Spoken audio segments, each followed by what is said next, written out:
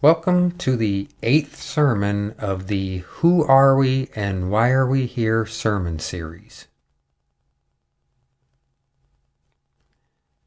In this sermon, I may need to be straightforward on some issues, and I pray that I don't offend anyone with my words. Once again, I have to do a quick review of some issues in previous sermons in this series to tie everything together. I will try to keep it brief. God the Creator, who is everything that has ever existed, formatted a plan to eternally expand the final piece of creation, which is eternal true love. God first created the large community of cognitive thinking souls that we call angels, and they were all created at once in the endless realm of space that we call heaven. The angels began to dispute over how to coexist. So God created the universe, everything in the universe, Earth, and humans, cognitive thinking humans that is, to teach the angelic community how to coexist and the meaning of real true love. For all the intricate details on the previous statement, please watch the previous sermons in this Who Are We and Why Are We Here sermon series here on YouTube.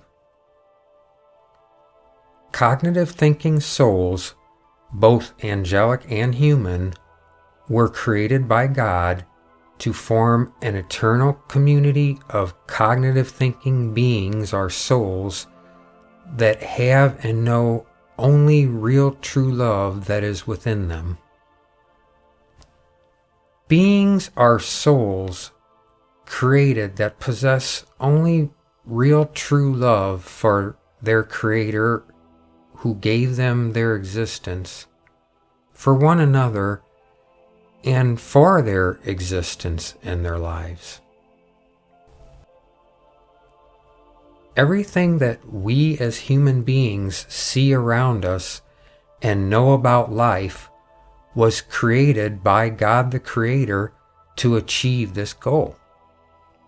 God, who is everything that is, was, and ever will be, created the ingenious plan and process to achieve the eternal expansion of the emotion of real, true love.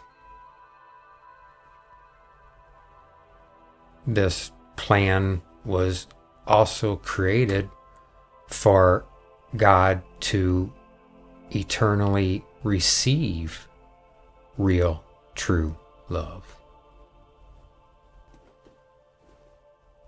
I have to admit that one of the more difficult things for me to try and explain in this sermon series is the significance of why God created the cognitive thinking angelic community all at once in heaven first, and then the universe with all the cognitive thinking humans on earth.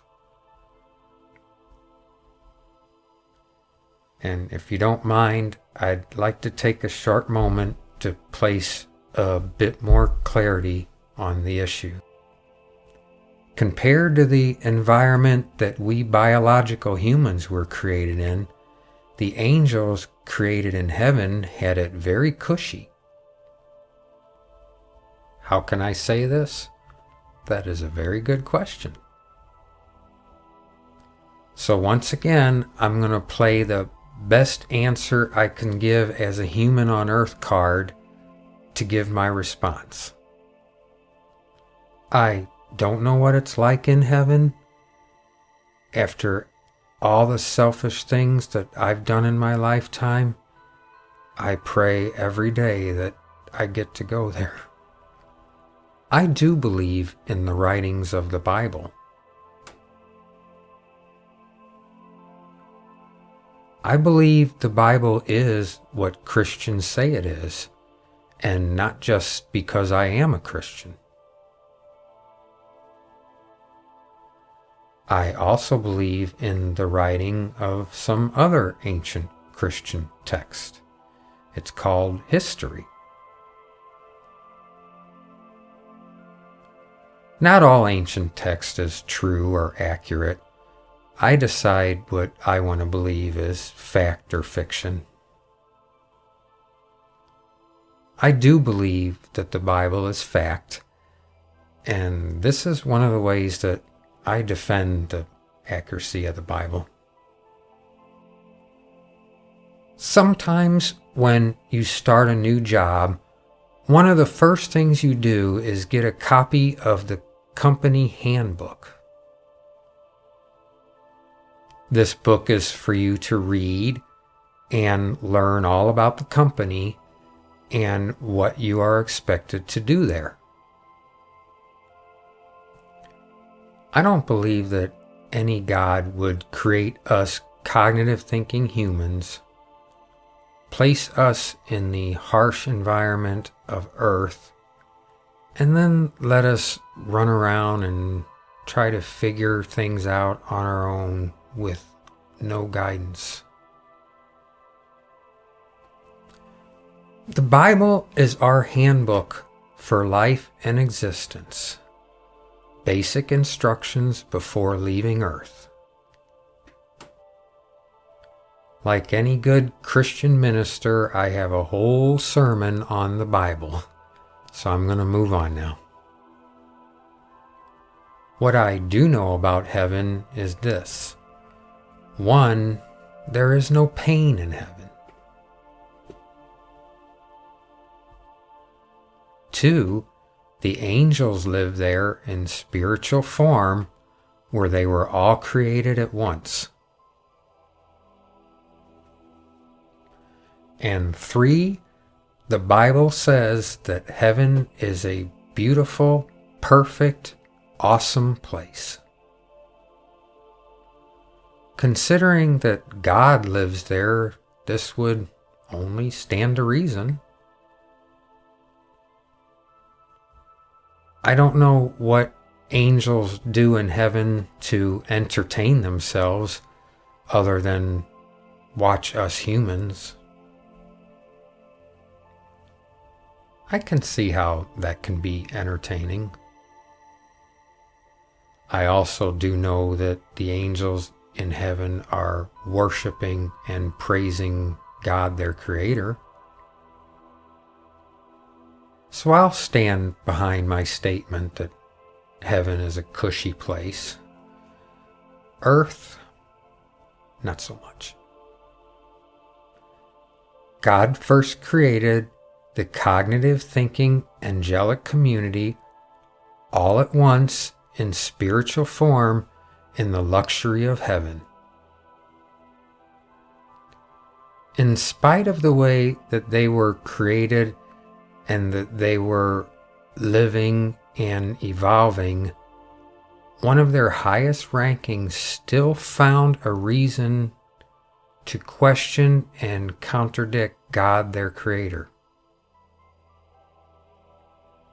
This angel we know as Lucifer, who later became known as Satan, started this conflict on how to coexist. The angels divided into thirds, into 3 separate groups. 1/3 of the angels agreed with God on this issue. 1/3 of them agreed with Satan, and the other third were unsure and undecided. God created the universe, Earth, everything else, and finally human cognitive thinking souls to show all the angels that God was correct on the coexisting cognitive thinking souls issue.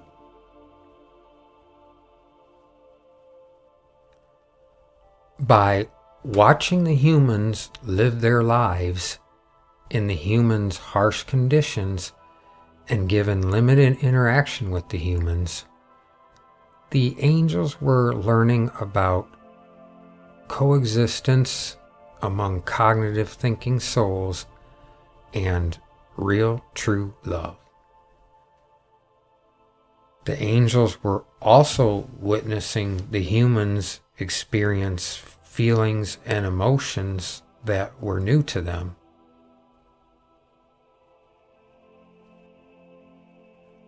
The angels' main task given to them by God was to watch the humans and to learn by doing so. One of the first things that they learned watching these new cognitive thinking human souls was feelings and emotions that they did not know existed. The angels did not know that these feelings and emotions existed because in spiritual form they were incapable of feeling them.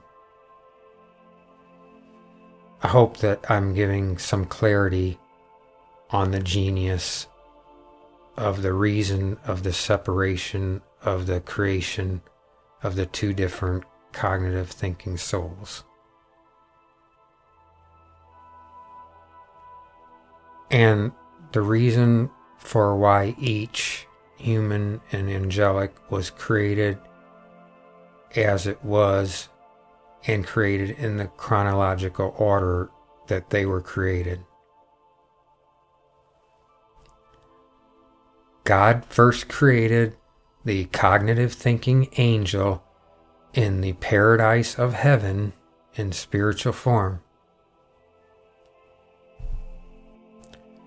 Cognitive thinking souls in spiritual form do not experience physical feelings that humans do.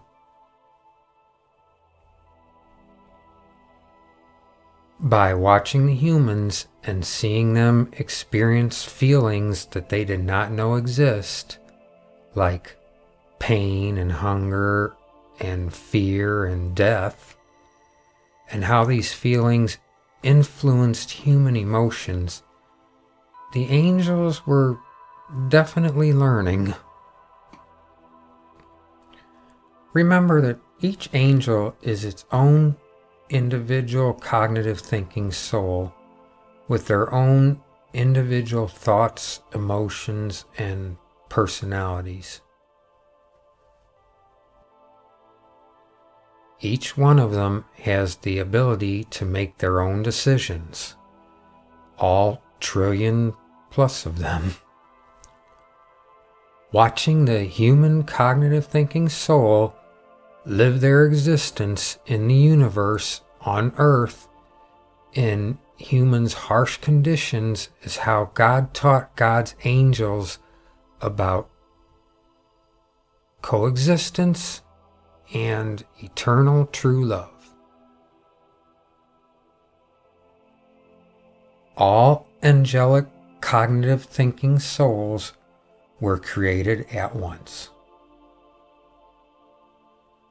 They were created. They are not eternal like God.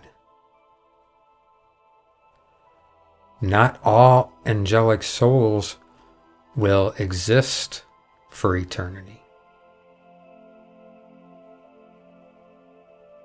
Not all human souls will either.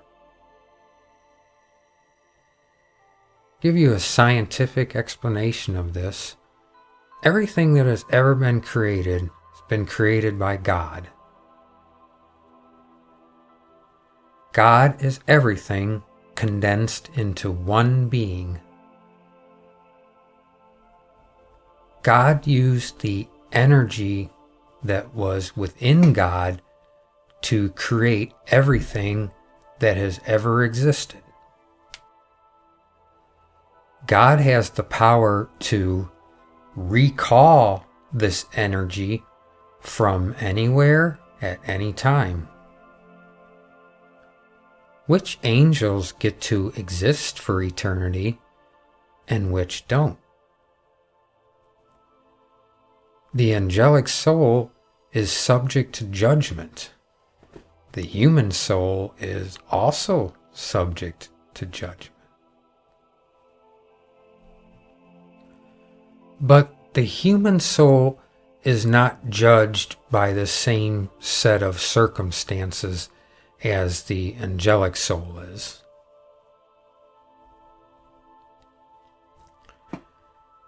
The angels, each an independent, individual decision maker, is judged by how compassionate the individual angelic soul had evolved to become from what they had been taught. Each angelic soul evolved to be what it is the same way that we evolve to be who we are in life.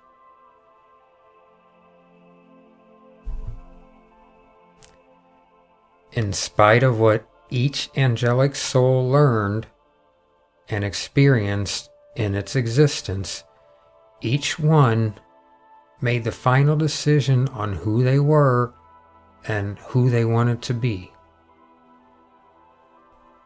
The angels were not all created perfect by our definition of the word perfect.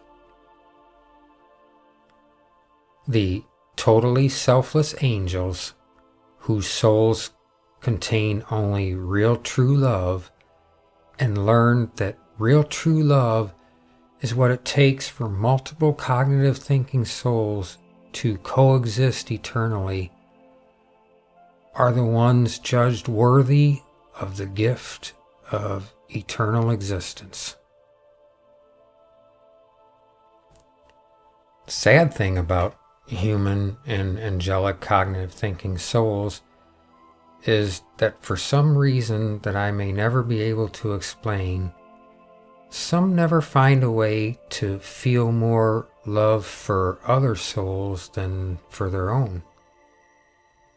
I can see this happening among the angelic community, since each one of them has their own individual personality. The angels' original task was just to watch the humans, but Satan and Satan's followers disobeyed God's will and quickly took advantage of the restricted privilege God had given them to interact with the humans. A privilege that God had given them to learn from the humans, but not to interfere with the humans. By the time the humans were created, Satan had become so envious of God the Creator that Satan wanted to be God. It's no surprise that Satan wasted no time messing with the humans.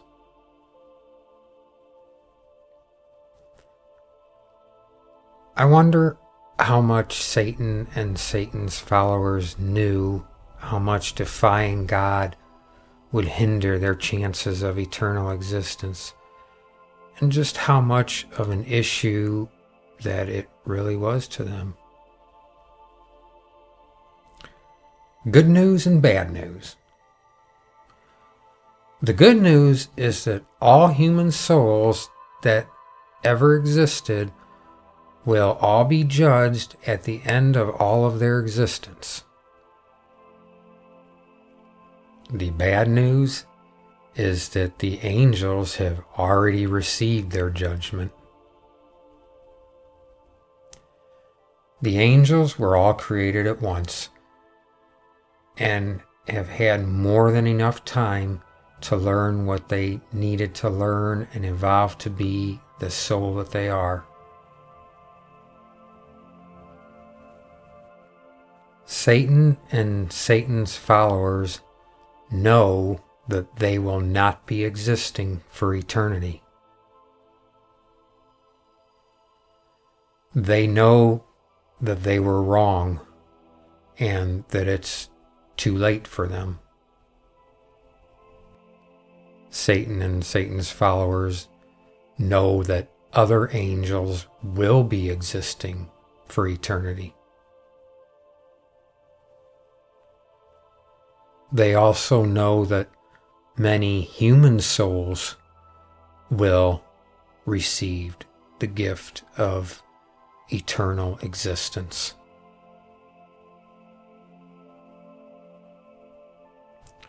Satan and Satan's followers do not have real true love in their souls. They are selfish. They only know how to love themselves. Satan and Satan's followers are greedy, but most of all, they're deceptive and very envious.